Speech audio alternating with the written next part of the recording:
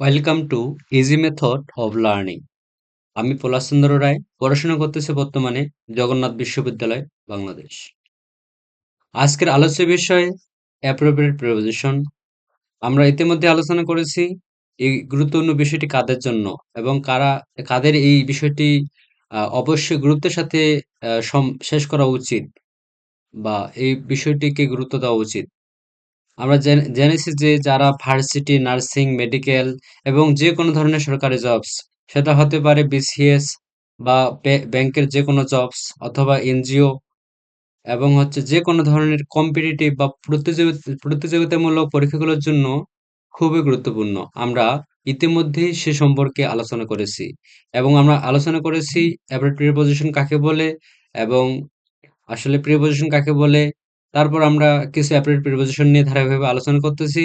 সেই ধারাবাহিকতায় আজকে আমরা বি এর অন্তর্ভুক্ত যেসব বি বর্ণটির অন্তর্ভুক্ত যেসব অ্যাপ্রোপ্রিয়েট প্রিপোজিশন রয়েছে সেগুলো আমরা আজকে আলোচনার মাধ্যমে জানার চেষ্টা করব। So let's start the topic. আজকের আলোচনার বিষয় প্রথম যে বেসড অন। বেসড অন এটা একটা খুবই জনপ্রিয় প্রিপোজিশন, যেটা আমরা যারা পড়াশোনা করতেছি বা আমরা যারা অ্যানালাইসিস করি কোশ্চেন, বা আমরা যারা ইতিমধ্যে বিভিন্ন পরীক্ষা দিয়েছি বা পরীক্ষা অংশগ্রহণ করেছি, তারা আমরা জানি যে এই অ্যাপ্রোপ্রিয়েট প্রিপোজিশন গুলো কত গুরুত্বপূর্ণ। কারণ আমরা যদিও ভালো সেন্টেন্স মেক করতে পারি অনেক সময়, কিন্তু একটা প্রিপোজিশনের ভুল উম ব্যবহারের কারণে পুরো বাক্যটির অর্থটাই পরিবর্তন হয়ে যেতে পারে। আমরা সেই বিষয়ে আমরা জানি। যার কারণে আমাদের এই অ্যাপ্রোপ্রিয়েট প্রিপোজিশন গুলো সম্পর্কে সচেতন হওয়া উচিত যখন আমরা এগুলোর ইউজ করব। তার জন্য আমাদের এগুলো বারবার করে প্র্যাকটিস করে, হ্যাঁ? এগুলো আমাদের মনে রাখার দরকার এবং এগুলো আমাদের মুখস্থ করে রাখতে হবে। কিছু করার নাই। কারণ এগুলো ব্যতিক্রমী যেহেতু ব্যবহার, সেহেতু আমাদের এগুলো মুখস্থ করে আত্মস্থ করতে হবে। ওকে? আজকের আলোচনা আমরা শুরু করে দেই। এখানে আছে বেসড অন, মানে ভিত্তির উপর প্রতিষ্ঠিত। কোনো কিছু যখন কোনো কিছু যখন ভিত্তির উপর প্রতিষ্ঠিত বোঝাতে আমরা তখন তখন আমাদের কি ইউজ করতে হবে? অ্যাপ্রোপ্রিয়েট প্রিপোজিশন হিসেবে বেসড অন। হ্যাঁ? বেসড, এরপরে কি? অন। বেসড মানে ভিত্তির উপর প্রতিষ্ঠিত। কিসের উপর? অন। অন উপর। অন এর একটা অর্থ আছে যে উপর।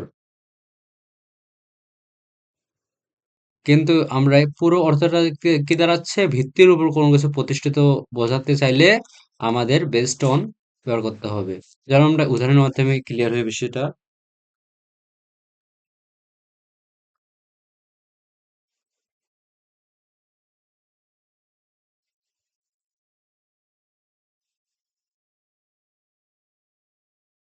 ব্যাকগ্রাউন্ডটা চেঞ্জ করে নিই।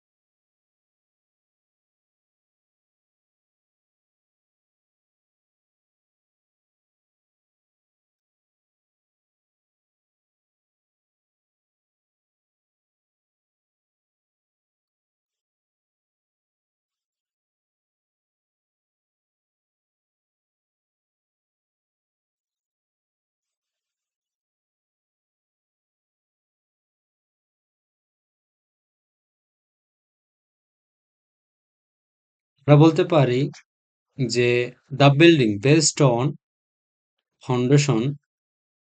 আমরা ফাউন্ডেশনটা কেমন সেটা আমরা উল্লেখ করতে পারি, আমরা বলতে পারি যে গুড ফাউন্ডেশন, মানে based on the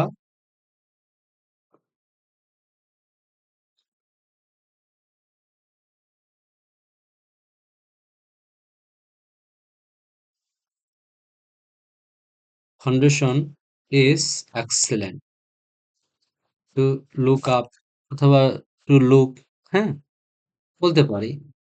the best মানে কোনো কিছু ভিত্তির উপর। তাহলে দ্য বিল্ডিংস বেসড অন কিসের উপর? ফাউন্ডেশন।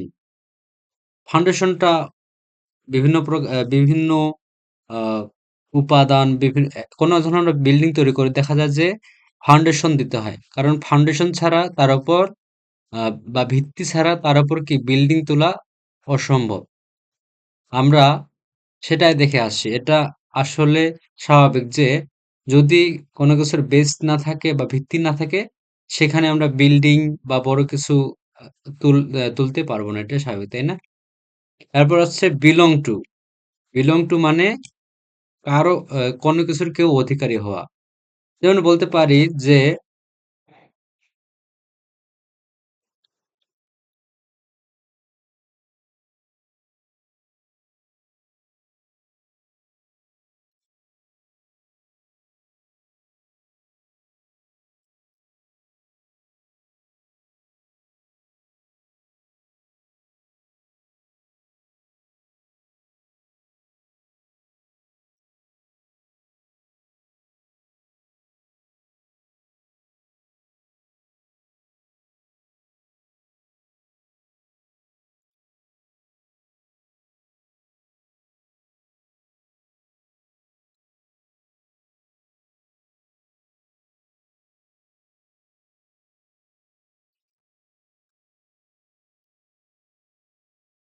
বলতে পারি যে এই যে বইটি, এই বইটি কি আমার বা আমার অধিকারের।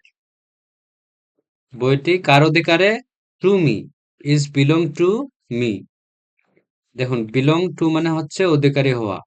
বিলং এরপরে সাধারণত আমাদের সবসময় খেয়াল রাখা উচিত কোন প্রিপোজিশন ইউজ করব অ্যাবর্ট প্রিপোজিশন ক্ষেত্রে। সেক্ষেত্রে বিলং এর পরে সর্বদা টু বসে। বিলং এর পরে যদি কোনো অ্যাবর্ট প্রিপোজিশন বসে, সেটা হচ্ছে কি টু, প্রিপোজিশনটা বসবে টু। এটা মনে রাখতে হবে। এর অর্থ হচ্ছে অধিকারী হওয়া। তা আমরা উদাহরণের মাধ্যমে ক্লিয়ার হয় বিষয়টা। This this book is belong to me. Two এর পর আমরা নাউন দিচ্ছি, কারণ কার অধিকারে এটা, মানে কার অধিকারে আছে? এটা আমার অধিকারে আছে। This book is belong to me, এই বইটি আমার অধিকারে আছে। ঠিক আছে? বা এই বইটির অধিকারী আমি, বা এই বইটির মালিক আমি। This book is belong to me. Okay, এবার আসছে বি এ ওয়্যার অফ, সতর্ক হওয়া। আমরা বলি না যে সতর্ক হয়ে যান, আপনার পরীক্ষা চলে আসছে, বা সতর্ক হয়ে যান, ঘূর্ণিঝড় হওয়ার সম্ভাবনা রয়েছে। এরকম কোনো কিছু বোঝাতে গেলে আমরা বলতে পারি aware of অথবা be aware of, be aware of। দেখো, aware of ও আমরা দিতে পারি এখানে আবার, be aware অথবা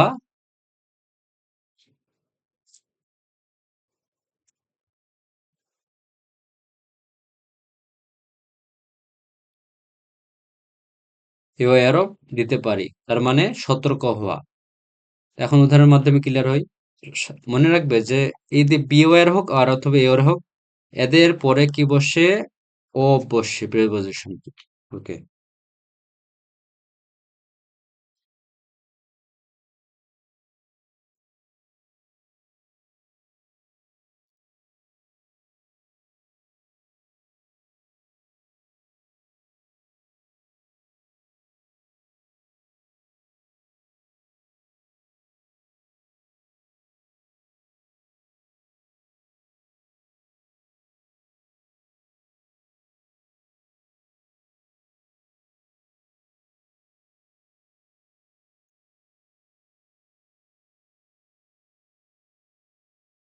তার মানে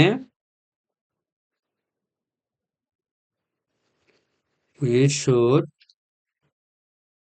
be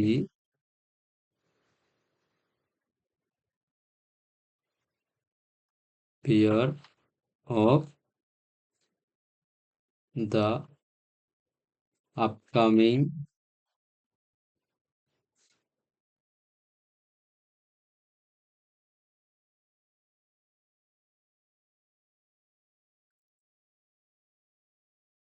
অথবা আমরা দিতে পারি আপকামিং এক্সাম। হুম, দিতে পারি। We should be aware of the upcoming situation বা হচ্ছে কি আপকামিং এক্সাম। আমাদের আসলেই এই যে পরীক্ষা আসতেছে, পরীক্ষা এসে থাকবে, আসবে। এই যে পরীক্ষা আসতে পারে বা আসবে, এক্ষেত্রে আমাদেরকে কি সতর্ক হওয়া উচিত নয়? কারণ আমরা একদিন সারা জীবন বই পড়িনি। হয়তো ২-৩ দিন বই পড়বো বা সপ্তাহখানেক বা মাসখানেক বই পড়ে আমরা যদি মনে করি যে আমি এইচএসসি পরীক্ষায় আমি এ প্লাস অর্জন করব। আসলে এটা যারা অসাধারণ ব্যক্তিত্ব বা যারা ব্যতিক্রমী ব্যক্তি তারা এটা করতে পারে। আর আমরা জানি যে ব্যতিক্রম কখনো উদাহরণ হতে পারে না, তাই না? কারণ স্বাভাবিকভাবে যেটা হবে সেটাই আমরা উদাহরণ হিসেবে নেব। আর অস্বাভাবিকভাবে কোনো কিছু যদি হয় সেটা আমরা কি উদাহরণ হিসেবে নিতে পারি? তাই সেটা অবশ্যই নিতে পারি না। তাই আমাদের স্বাভাবিকভাবেই উচিত যে আমাদের পরীক্ষাগুলো কখন আসতেছে এবং তার আগেই সেই পরীক্ষার জন্য আমাদের কতটুকু প্রিপারেশন নেওয়া উচিত। আমাদের আ চাওয়া পাওয়ার উপর ভিত্তি করে কতটুকু প্রিপারেশন নিলে আমাদের সে চাওয়া পাওয়াটি সফল হতে পারে, পূরণ হতে পারে। সেই হিসেবে আমাদের প্রিপারেশন নিতে হবে। এজন্য আমাদের we should be aware of the upcoming situation অথবা upcoming এক্সাম বলতে পারি। No problem. এরপর হচ্ছে ব্যাক অফ মানে প্রার্থনা করা। এখানে দেখো ব্যাক অফ আছে আবার ব্যাক ফর আছে।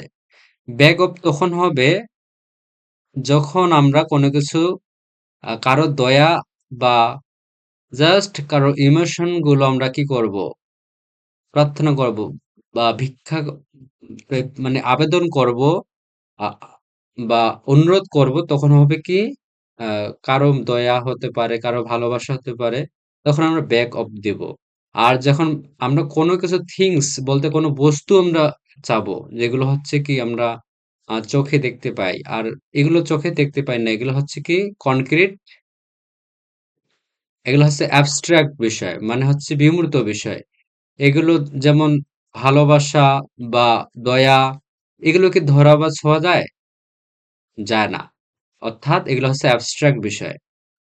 যদি অ্যাবস্ট্রাক্ট বিষয় হয় তাহলে আমরা ব্যাক অফ বা আর যদি জড় বিষয় কোনো হয়, যদি জড় কোনো বস্তু হয় যেমন সেটা টাকা-পয়সা হতে পারে, হয়তোবা খাবার-দাবার খাবার খাবার হতে পারে, হ্যাঁ? অথবা কোনো অর্থ হতে পারে। যেমন গরিবরা কি করে? গরিবরা ভিক্ষা করে। টাকা-পয়সা হয়তো চায়, হয়তো খাবার চায়, এক মুঠো খাবার চায়, তাই না? এখন আমরা এগুলো উদাহরণের মাধ্যমে ক্লিয়ার হব। তাই আমরা ব্যাক অফ আর ব্যাকের পরে আমরা অফ দিব না ফর দিব সেটা হচ্ছে সিচুয়েশন বলে দিবে। যদি বলে যে কোনো ব্যক্তি কারো দয়া প্রার্থনা করতেছে তাহলে ব্যাক অফ। আর যখন কোনো ব্যক্তি টাকা পয়সা কোনো ব্যক্তির কাছে চাচ্ছে বা কোনো ভিক্ষুক যখন টাকা পয়সা চাচ্ছে অথবা হওয়া পারে যে খাবার চাচ্ছে তখন আমরা ব্যাক ফর ইউজ করব। এটা আমাদের মনে রাখা উচিত বা মনে রাখতে হবে। ওকে, যেমন বলতে পারি যে রহিম ফোনটা বারবার চেঞ্জ হচ্ছে কেন? ওকে,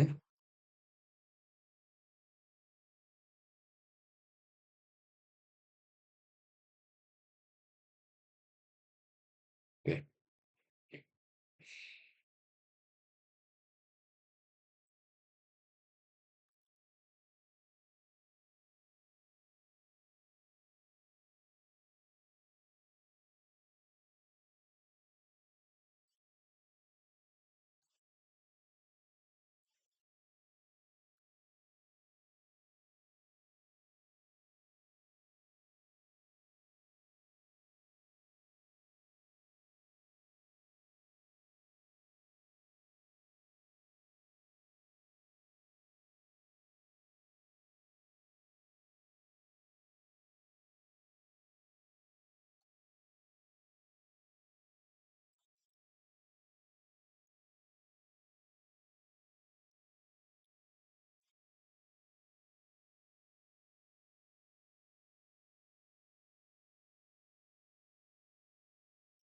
এবার কি বললাম যে Rahim begs mercy mercy of the principal. অর্থাৎ কি হয়েছে, রহিম হয়তো সে প্রিন্সিপালের কাছে কি চাচ্ছে, সে তার প্রার্থনা করতেছে। হয়তো রহিম আহ, সে কোনো সংকটে বা বিপদে পড়ে গেছে পড়াশোনা নিয়ে, পড়াশোনার বিষয় বা রিলেটেড নিয়ে, হয়তোবা সে ১ মার্কের জন্য সে A+ পায়নি, হয়তোবা ১ মার্কের জন্য সে পরীক্ষা পাশ করতে পারতেছে না। এজন্য সে কি বলতেছে, প্রিন্সিপাল স্যারের কাছে যাচ্ছে, বলতেছে যে তার প্রিন্সিপাল স্যারের যে দয়া, যে করুণা, হ্যাঁ, দয়া করুণা সে পাওয়ার চেষ্টা করতেছে। হ্যাঁ, কারণ তাকে যদি ১ মার্ক বেশি দেওয়া হয় তাহলে সে পাশ করতে পারবে হয়তো, আহ, না হলে হয়তো সে ১ মার্ক যদি পায় সে A+ পেয়ে যেতে পারে। এই ক্ষেত্রে রহিম কি করতেছে, বলতেছে স্যার যে আমাকে ১ মার্ক বাড়িয়ে দিন এবং আমার প্রতি সদয় হন। ঠিক আছে? এই জন্য আমরা যখন কারো প্রতি কেউ সদয় হবে বা কেউ কারো প্রতি ভালোবাসা প্রদর্শন করবে, সে তার জন্য যখন কেউ অনুরোধ করে, তখন আমরা ব্যাক এরপরে কি করব, ইউজ করব। এরপর হচ্ছে ব্যাক ফর কোনো কিছু থিংস, কোনো যদি যেমন গরিব কি করে, গরিবরা কি করে, তারা খাবার, আহ, সাধারণত গরিবরা কি, যারা ফকির বা ভিক্ষা করে তারা কি করে, দ্য বেগার্স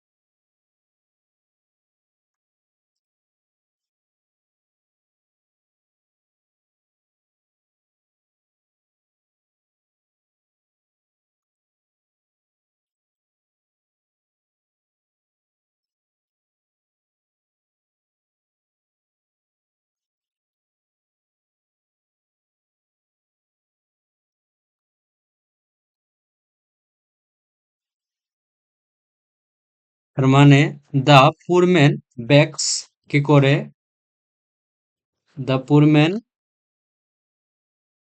বেগস করতেছে,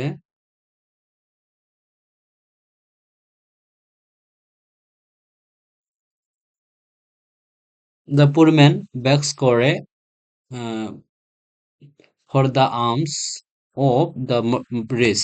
অর্থাৎ আহ, এই যে গরিব লোকটি, দ্য পুর ম্যান কি করতেছে, এই যে পুর ম্যানটি,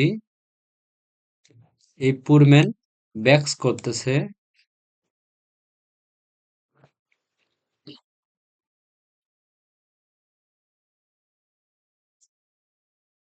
ওকে, দ্য পুর ম্যান বেগস করতেছে আর্মস, ভিক্ষা, কোথায়, কার ভিক্ষা, কার কাছে ভিক্ষা কে করতেছে, অফ দ্য রিচ, হুম, গরিব মানুষটি আহ, ধনী মানুষের কাছ থেকে ভিক্ষা প্রার্থনা করতেছে। ওকে, বিলিভ ইন, এরপর আছে believe.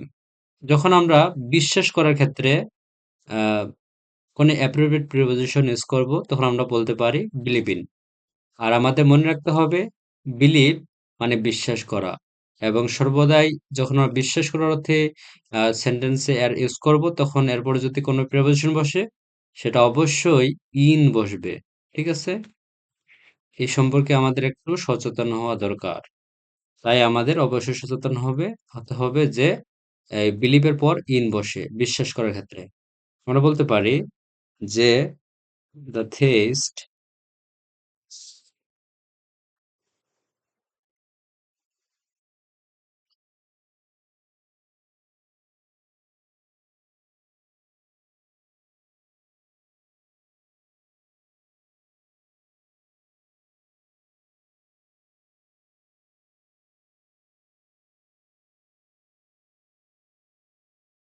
Do not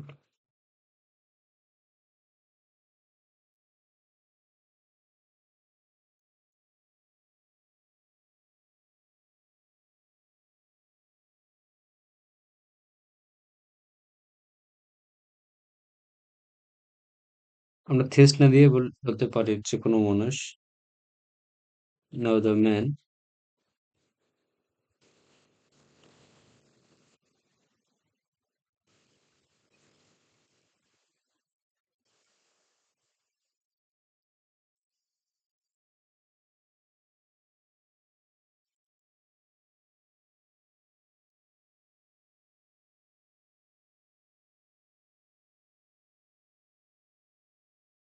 hmm, okay. The man, মানুষটি do not believe in luck. আসলে অনেক মানুষ আছে যারা কি তারা ভাগ্যের উপর বিশ্বাসী না, ঠিক আছে? তারা মনে করে যে ভাগ্য বলে কি নেই, কিছু নেই, কোনো কিছু নেই। আসলে আমরা যদি কৃষক হয় তাহলে কি বলে যে আসলে আমরা কি করি, আমরা আমাদের পরিশ্রমের উপর বিশ্বাস করি। আমরা যত পরিশ্রম করব ততই আমরা লাভবান হব বা সাকসেসফুল হব বা সফল হব। এরকম কিছু মানুষ পাওয়া যায়। আবার কিছু মানুষ আছে যারা সমাজে কি করে লাকের ভাগ্যের উপর বিশ্বাস করে থাকে। আবার কিছু মানুষ আছে ভাগ্যের উপর বিশ্বাস করে না। যাই হোক, এই বিশ্বাস করার বিষয়টাই হচ্ছে এখানে মুখ্য বিষয়। তাই বিশ্বাস করার বিষয় বোঝালে আমাদের বিলিভ ইন, এই অ্যাব্রেভিয়েশনটা প্রিপোজিশনটা ইউজ করতে পারি আমরা। এবং এটা মনে রাখতে হবে কারণ এগুলো পরীক্ষায় খুব আসে। এবার বেনিফিশিয়াল টু মানে উপকারী। বেনিফিশিয়াল এর সাথে কি হবে? টু ইউজ করা হবে। প্রিপোজিশন হিসেবে টু। ওকে? এর মানে হচ্ছে উপকারী। আমরা একটা উদাহরণের মাধ্যমে বিষয়টা নিয়ে ক্লিয়ার হয়ে যাই।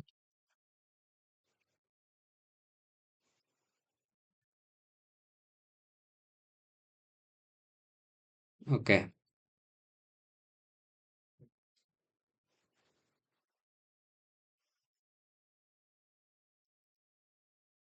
আমরা বলতে পারি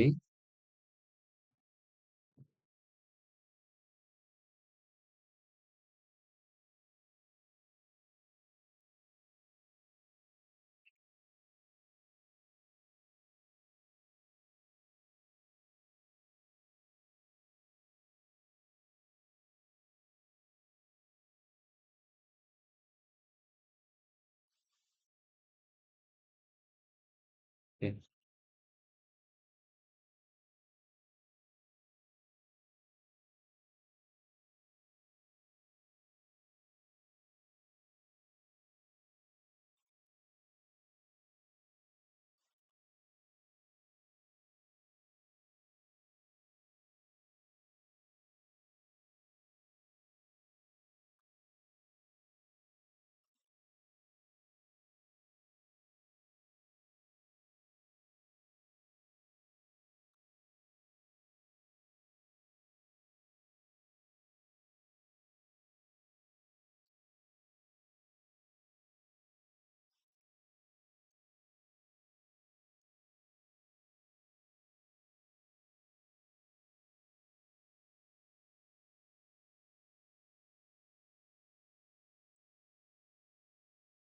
হুম, আমরা বলতে পারি to read book regularly is beneficial to student. কার কাছে বেনিফিশিয়াল? একজন ছাত্রের কাছে কি করা, এই যে প্রতিনিয়ত পড়াশোনা করা, এটা আসলে বেনিফিশিয়াল, তাই নয়? হ্যাঁ, এটা আসলে তো বেনিফিশিয়াল, বলতে হচ্ছে উপকারী। যদি সে প্রতিদিন সে বই পড়াশোনা করে তাহলে কি করবে? তাহলে এটা তার জন্য উপকারী হবে। কারণ এক দুদিন বই পড়লাম এবং পুরো সারা বছর পড়াশোনা করিনি, এই অবস্থায় কি তাহলে সেটা কি তার কাছে কি উপকারী হবে না অপকারী হবে? অর্থাৎ সে যদি পরীক্ষায় গিয়ে কিছুই না লিখতে পারে, অর্থাৎ সে পড়াশোনাই করেনি, কারণ তাহলে তাহলে সে ভালো কিছু করতে পারবে? পারবে না। ভালো রেজাল্ট করতে পারবে? পারবে না। বরঞ্চ আহ ফেল মারার বা ফেল করার প্রবণতা তার একটু বেশি থাকবে, কারণ সে পড়াশোনা করেনি। আর যারা ভালো স্টুডেন্ট, যারা ব্যতিক্রমী, ব্যতিক্রমীরা আমরা আগেই বলেছি যে তার উদাহরণ হতে পারে না।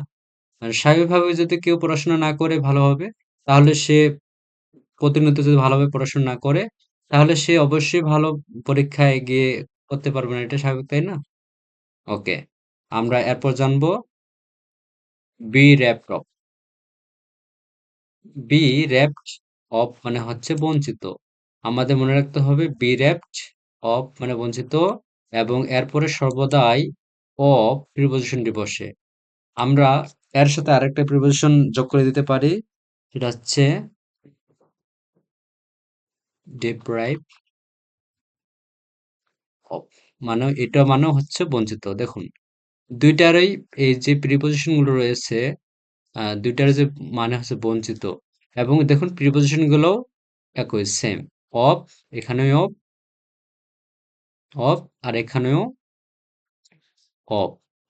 তার মানে আমাদের বিরেপ্ট হোক, বিরেপ্ট অথবা ডিপ্রাইভ হোক, এগুলোর পরে সাধারণত অফ প্রিপোজিশনে বসে।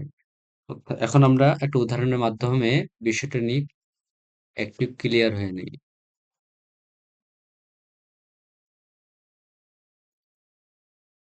ওকে।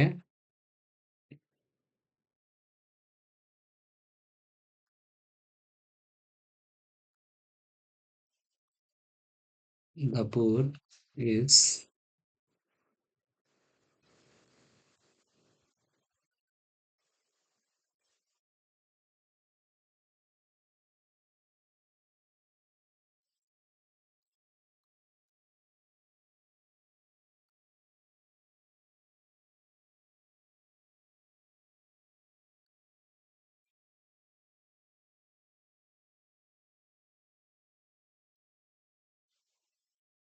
হুম, the poor, গরিবরা বা যারা একটু কম ইনকাম করে বা কম একটু টাকা উপার্জন করে, হ্যাঁ, তারা কি হয়, তারা bereft হয় most of the facilities in a society. একটা সমাজে তারা কি মোস্ট অফ দা ফেসিলিটিস বলতে হচ্ছে অধিকাংশ যে সুযোগ সুবিধাগুলো রয়েছে, ফেসিলিটিস গুলো রয়েছে সমাজে, সেগুলো থেকে তারা কি হয়, bereft হয়, বলতে হচ্ছে বঞ্চিত হয়। আমাদের মনে রাখতে হবে bereft হোক আবার deprive হোক, সেগুলোর উপরে অবশ্যই ও প্রিপোজিশনটি বসে। ওকে। band upon মানে সংকল্পবদ্ধ। determined to আমরা বলতে পারি, কিন্তু আমরা এখানে determined to না দিয়ে আমাদের দিতে হবে band upon। এখন আমরা এটা একটা উদাহরণের মাধ্যমে ক্লিয়ার হয়ে নিই।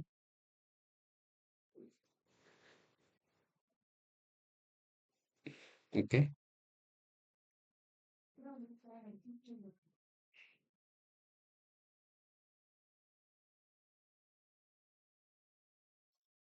নেলসন ম্যান্ডেলা তো অবশ্যই পড়েছো, আমরা তাকে বলতে পারি, তাকেই আমরা নিচ্ছি। Okay. Nelson Mandela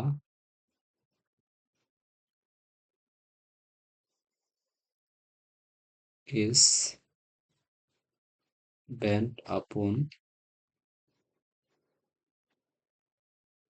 breaking, abolishing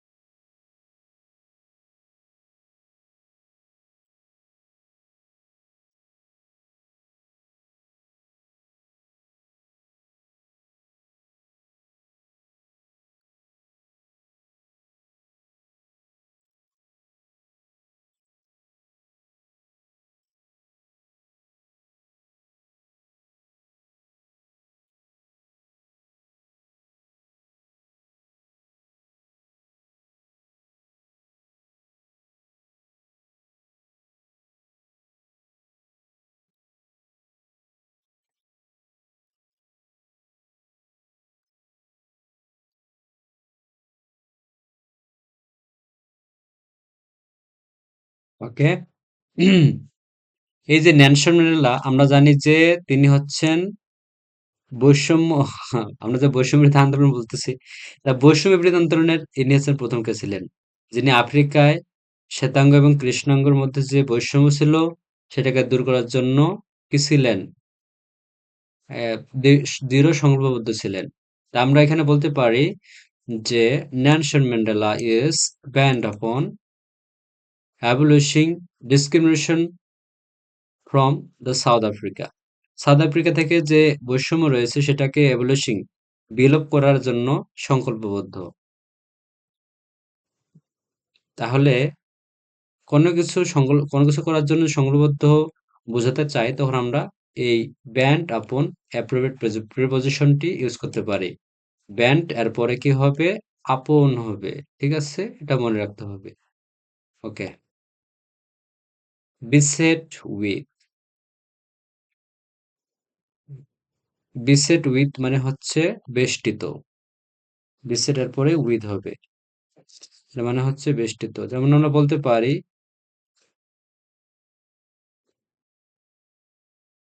the rose tree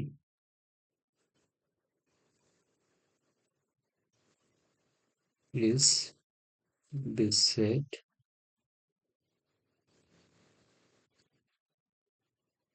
with bricks. হুম, যে আসলে এই যে একটি কি রয়েছে দ্য রস ট্রিটা যে গোলাপের গাছটি রয়েছে, হ্যাঁ, ইজ বেসেড উইথ ব্রিক্স মানে ইটের দ্বারা কি বেষ্টিত রয়েছে। Is based with based with bricks. কিসের দ্বারা বেষ্টিত রয়েছে? ইটের দ্বারা।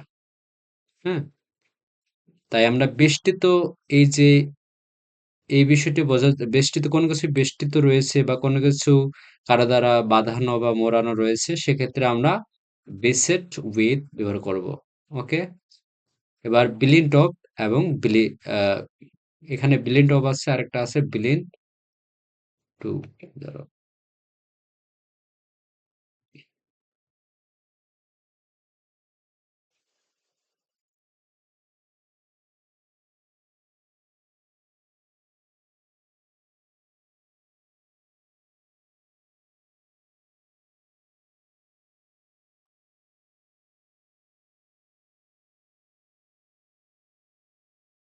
ওকে, খুব ইম্পর্টেন্ট প্রিপোজিশন এটা।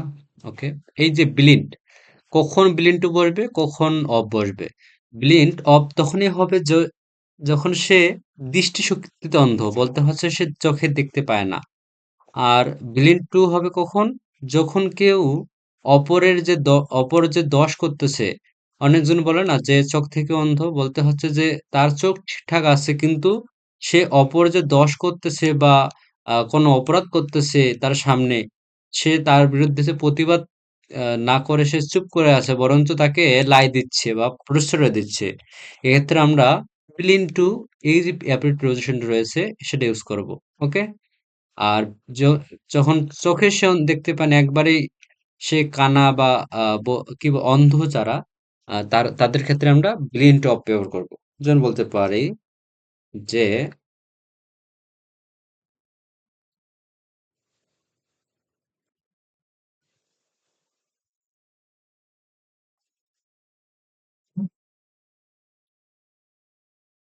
রহিম ইজ ব্লিন্ড অফ আইস। ওকে। রহিম দৃষ্টিতে মানে এই যে তার চোখে কি অন্ধ, রহিম হয় চোখে অন্ধ, সে অন্ধ, রহিম হয় কি দৃষ্টিশক্তিতে অন্ধ। ঠিক আছে? ব্লিন্ড অফ অফ আইস।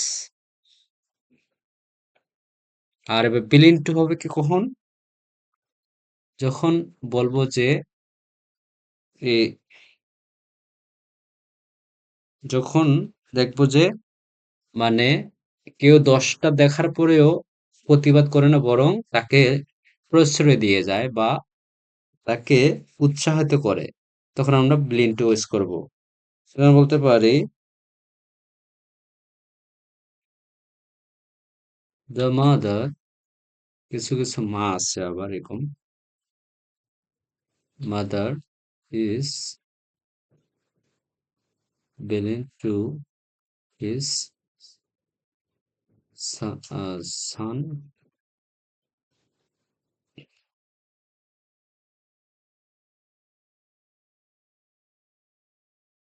হুম, যে এই যে মা, কোনো কোনো মা আছে ভালো, তার সন্তানের দোষ দেখলে তাকে কি করে, প্রশ্রয় না দিয়ে তার যে ফাউল যে কি আছে মিসডিডস।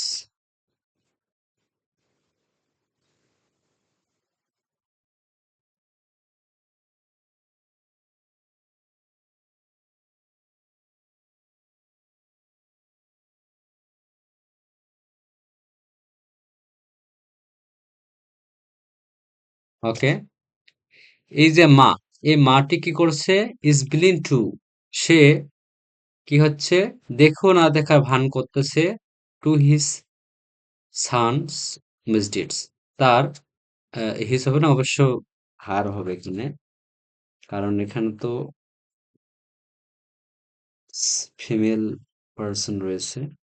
ওকে, হার, হার সানস মিসডিডস, তার যে সন্তান, তার সন্তানের কি করেছে, তার সন্তানের যে অসৎ আচরণ, সেগুলোকে দেখেও যেন না দেখার ভান করতেছে। এই ক্ষেত্রে আমরা ব্লিন টু ইউজ করলাম, ঠিক আছে, ব্লিন টু। ওকে, এবার ব্যান্ড অন, এটা আমরা পড়েছি, আর পড়ার এটা দরকার নেই।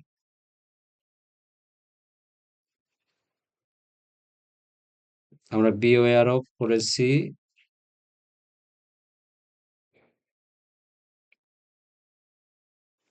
এটা পড়ার দরকার নেই, পড়ে ফেলছি অলরেডি। এরপর হচ্ছে প্লাগ আউট,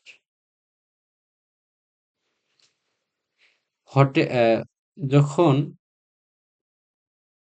প্লাগ আউট কি মানে নিষ্প্রদীপ, মানে তার যেন কোনো আশা নেই, কোনো আলো নেই, মানে একটা যেন কি, একটা অন্ধকারে যেন নিজেকে হারিয়ে ফেলেছে, মানে বিস্মত,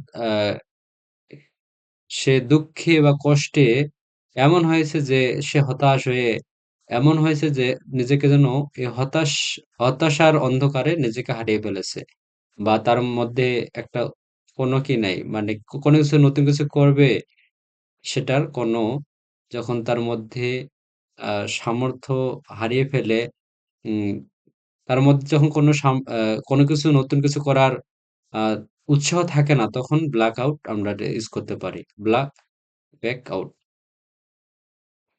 ওকে,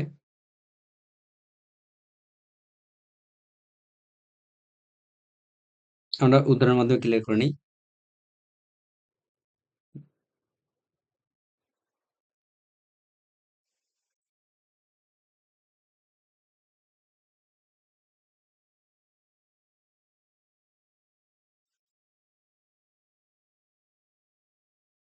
তারা সেখান থেকে ফিরে আসলো, যাওয়ার প্রতিশ্রুতি থেকে ফিরে আসলো।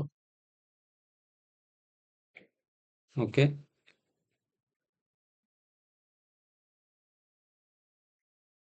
এগুলো আমরা পড়েছি, আমরা ওগুলো পড়ার আর দরকার নেই, এগুলো রেডি করে ফেলছি। এবার হচ্ছে পোস্ট অফ, যেমন আমরা বলতে পারি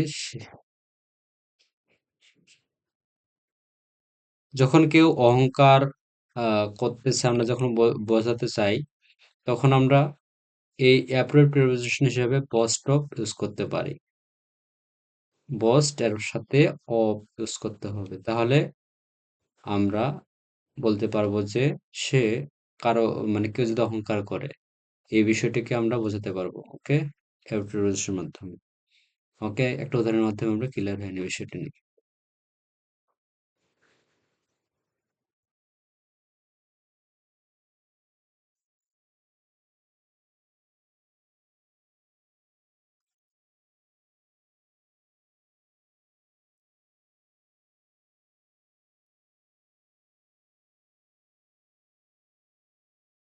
সে কি করেছে, যে তার, হ্যাঁ, সে তার ফেসকে নিয়ে অহংকার করে, সে বস্ট অফ হার ফেস, মানে তার হয়তো সৌন্দর্যতা রয়েছে তার মধ্যে।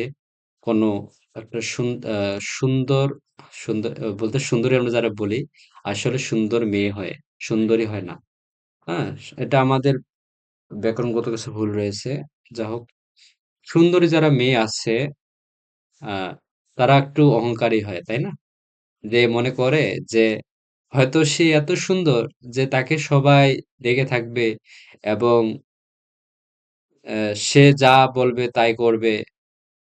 হয়তোবা এরকম হয় যে তার তার নিজের যখন সৌন্দর্যতায় অহংকার করে, সে কি করে? আ তার সাথে থাকা যে মেয়েগুলো আছে তাদেরকে কি করে? ইগনোর করে, তাদেরকে অবহেলা করে যে আসলে সে মনে হয় সেরা এবং বাকিরা সব কি পচা, বা তারা আ লোয়েস্ট লেভেলের অ্যা লোয়েস্ট লেভেলের কি? অ্যা তারা হচ্ছে অধিবাসী। ঠিক আছে? আর সে হচ্ছে হাইয়েস্ট লেভেলের অধিবাসী। তাই না? যা হোক, আসলে এরকম নয়। এরকম আমাদের অহংকার করা উচিত নয়। এই যে আমরা বলতে পারি we should not boast of our wealth, merits, everything বলতে পারি না। সেজন্য আমরা boast এর সাথে of দিতে পারি। of দিতে হবে। ঠিক আছে? এবার born of, born in এবং হচ্ছে born of, কখন কোনটা বসবে? যখন জন্ম, কোথাও কেউ জন্মগ্রহণ করছে তখন আমরা বলতে হবে আমাদের born, born in। আর যখন আমরা বলবো যে সে কোন জাতের বা সে কোন বংশের, তখন আমরা বলতে পারি born of। ওকে? বর্ণের পরে ইনও হতে পারে, অপও হতে পারে। সেটা আমরা বললাম যে যখন ইন হবে সেটা হচ্ছে তখন হচ্ছে কোনো স্থানে জন্মগ্রহণ করা। আর যখন অপ ইউজ করব আমরা বর্ণের পরে, তখন আমরা এর মানে দ্বারা বোঝাবো যে সে কোন বংশের। ওকে? এটা উদাহরণের মাধ্যমে আমরা ক্লিয়ার হয়ে যাই বিষয়গুলো নিয়ে।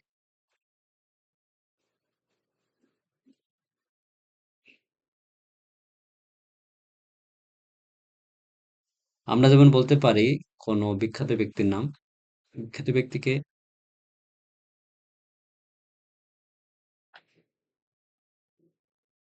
যেমন বলতে পারি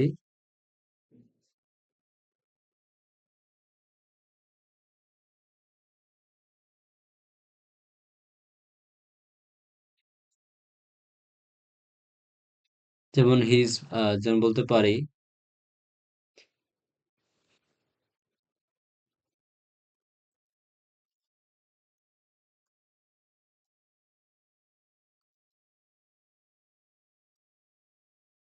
ঢাকা।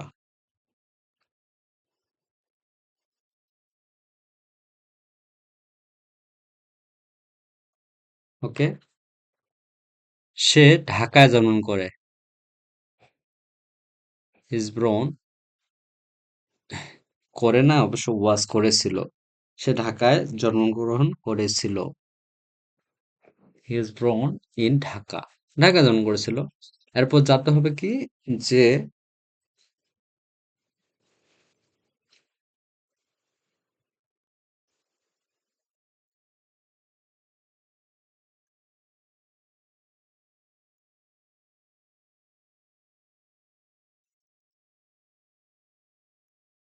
ওকে।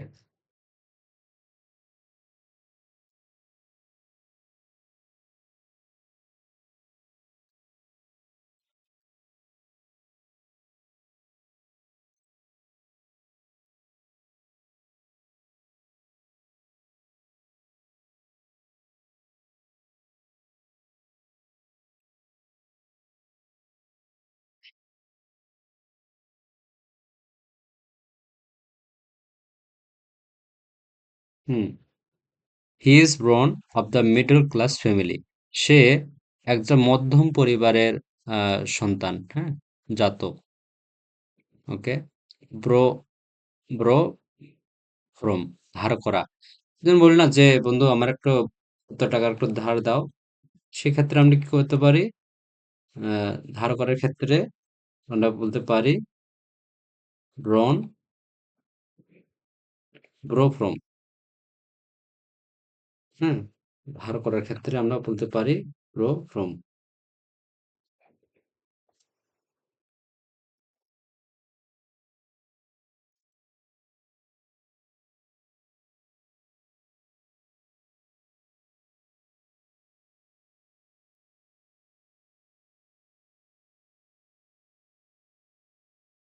যেমন বলতে পারি যে, "আমারে কিছু টাকা ধার দেন।" এটা আমরা বলতে পারি না?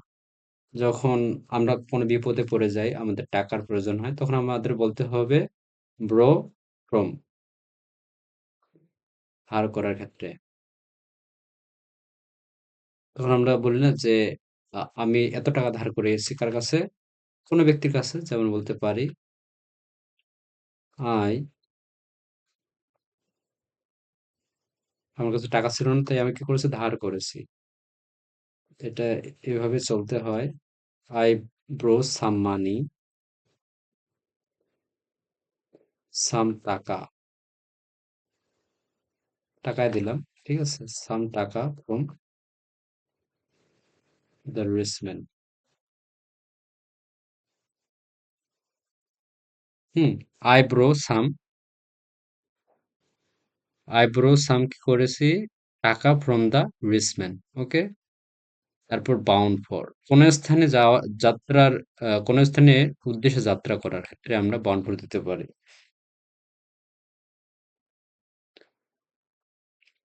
bound এর পরে কি হবে? preposition for হবে। ওকে?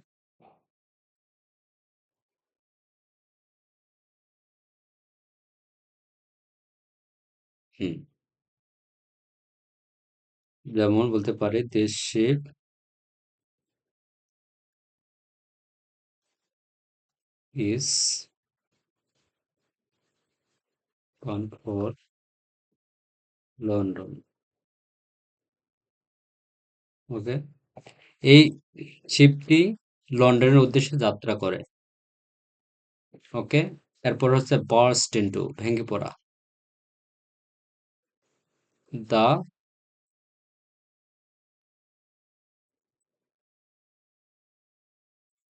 কি হয়েছে? কোনো গাছ ভেঙে পড়েছে। এই ক্ষেত্রে আমাদের আম আ appropriate preposition হিসেবে আমরা burst এরপরে into ইউজ করব। এখানে দেখুন burst into এবং হচ্ছে কি burst burst out কোনটা কোন সময় ইউজ হবে সেটা আমাদের জানতে হবে। যখন কোনো কিছু ভেঙে পড়বে, কোনো কিছু গাছ হতে পারে, কোনো ইমারত হতে পারে, কোনো বিল্ডিং হতে পারে তখন burst into আর যখন ফেটে পড়বে, কোনো কিছু ফেটে পড়া কান্নায় সে ফেটে পড়েছে। তখন আমরা কি burst out দিতে পারি। ওকে?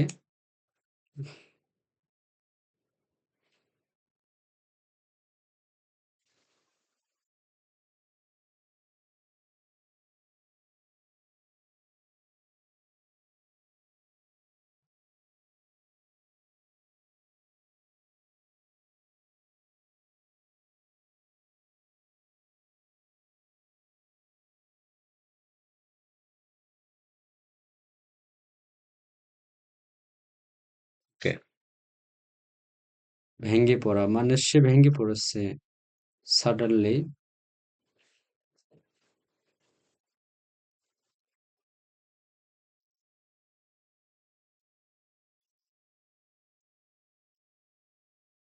into tears অর্থাৎ হঠাৎ কি হলো? হঠাৎ সে কান্নায় যেন ভেঙে পড়ল। She burst into tears সে কান্নায় ভেঙে পড়ে গেল। এরকম করে ক্ষেত্রে কেউ কান্নায় যখন ভেঙে পড়ে তখন সেক্ষেত্রে আমাদের burst into ইউজ করতে হবে। আর burst out কখন ইউজ করবো আমরা? যখন হাসিতে ফেটে পড়া। কান্নায় মানুষ ভেঙে পড়ে আর হচ্ছে হাসিতে যখন মানুষ ফেটে পড়ে তখন কি হবে? তখন আমাদের burst out ইউজ করতে হবে। আর যখন কান্নায় ভেঙে পড়বে তখন burst into তাই burst এর পরে into হতে পারে, out হতে পারে। ওকে। যেমন বলতে পারি she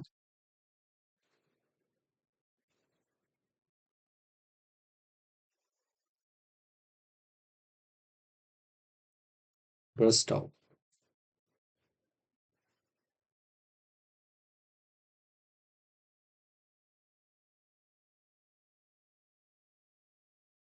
laughing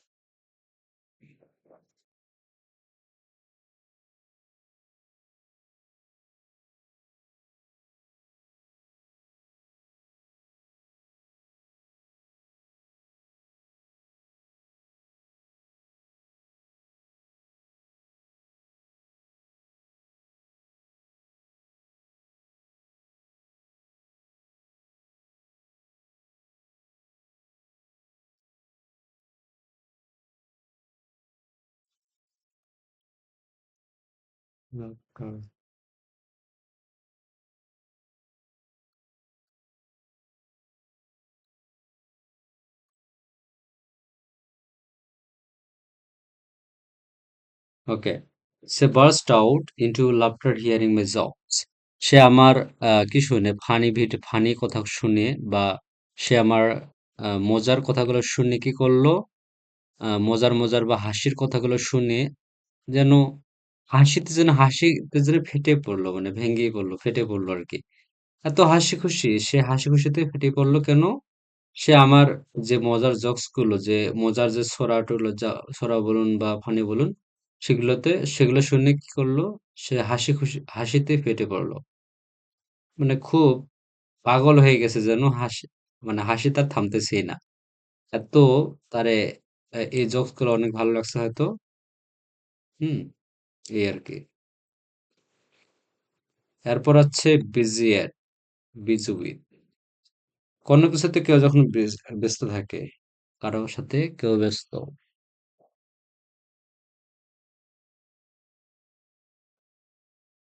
ওকে, আমরা বলতে পারি যে he is busy with his lessons. এই যে দেখো, হয়তো কেউ তোমরা এই ক্লাসটি করতেছো আর কেউ এই ক্লাসটি করতেছে না। তার মানে কি দাঁড়ায়? তার মানে হচ্ছে যে বিভিন্ন জন বিভিন্ন রকম কাজে ব্যস্ত থাকে, তাই না? কিন্তু হয়তো তুমি বা সে কি হয়েছে, সে তার লেসন গুলো নিয়ে ব্যস্ত রয়েছে। এই যে কোনো কিছু নিয়ে ব্যস্ততা বোঝার ক্ষেত্রে, মানে বলো না যে আমি ব্যস্ত রয়েছি, আমি কোনো কিছু নিয়ে ব্যস্ত রয়েছি। এই কোনো কিছু নিয়ে ব্যস্ত আছো বা আছে কেউ, এটা বোঝার ক্ষেত্রে আমাদের বিজি এর সাথে, এই বিজি যে ওয়ার্ডটি আছে এই ওয়ার্ডটির সাথে প্রিপোজিশন হিসেবে উইথ বসবে, ঠিক আছে? ওকে, আমরা বেস্ট অন এটা আমরা পড়েছি, আর পড়বো না, ঠিক আছে? ওকে, আজকে আমরা এখানেই ধারাবাহিক আলোচনার টপিকটি আজকে এখানে শেষ করলাম। এবং আবার আমরা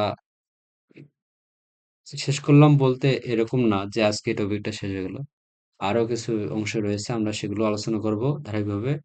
তো আজকে ধারাবাহিকতায় আমাদের যে যতটুকু অংশ পড়ানোর কথা ছিল, আমাদের যতটুকু অংশ আজকে আলোচনার কথা ছিল আমরা করেছি। আহ আশা করি আমরা পরবর্তীতে আমরা যে এই ধারাবাহিকতায় আমাদের এই লেসনটি আমরা সুন্দরভাবে শেষ করব, এবং এর আউটকাম হিসেবে বা ফলাফল হিসেবে আমরা একটা চমৎকার ফল সবাই উপভোগ করব হয়তো। এবং সেটা অবশ্যই পরীক্ষার খাতায় আমরা উপভোগ করব, তাই না? কারণ এই বিষয়টা হচ্ছে তো পড়াশোনার বিষয়, তাই আমাদের পড়াশোনা রিলেটেড আহ যদি আমরা আউটকাম পেতে চাই, সেটা তো পড়াশোনা রিলেটেড সাথেই সম্পর্ক বের হয়ে আসবে, তাই না? পড়াশোনার বলতে হচ্ছে পরীক্ষায় আমরা যতটুকু ভালো করব ততটুকুই হচ্ছে আমাদের আউটকাম। যা হোক, আর বেশি কিছু বলতে চাই না। এই বিষয়গুলা যতই আমরা প্র্যাকটিস করব ততই আমাদের জন্য কি ভালো। কারণ হচ্ছে এই যে অ্যাপ্রোপ্রিয়েট প্রিপোজিশন, এগুলা হচ্ছে ব্যতিক্রমী যেহেতু নিয়ম, তাই আমাদের এগুলো মুখস্থ করা উচিত। বা ভালোভাবে পড়ে, সেগুলো বুঝে পড়ে সেগুলো মুখস্থ করতে হবে এবং মনে রাখতে হবে। কারণ আহ, পরীক্ষার সময় আমরা অত সময় পাবো না, আহ, যে আমরা ভেঙে তখন পরীক্ষায় অত সময় পাবো না। তাই আমাদের এগুলো যদি আমাদের মনে থাকে তাহলে আমরা সহজেই অ্যান্সার গুলো করে আসতে পারবো। যেমন বিজি এর পরে কিউ বসবে, উইথ বসবে, এটা যদি আমার মনে থাকে তাহলে ওখানে আমি চারটা অপশনে যদি দেখি যে বিজি এর পরে কি আছে, উইথ আছে না ইন আছে, তখন আমরা সিচুয়েশন অনুসারে যেটা বসার দরকার সেটা বসাবো। যেমন এখানে যদি সেখানে বোঝায় যে সে কোনো কিছুতেই ব্যস্ত, তখন আমরা উইথ দেব। হ্যাঁ, এরকম করেই আমাদের পরীক্ষা খাতায় অ্যান্সার গুলো করে আসতে হবে। ওকে, সবাই ভালো থাকবেন। ওকে? এবং সবাই পড়াশোনা করুন ভালোভাবে।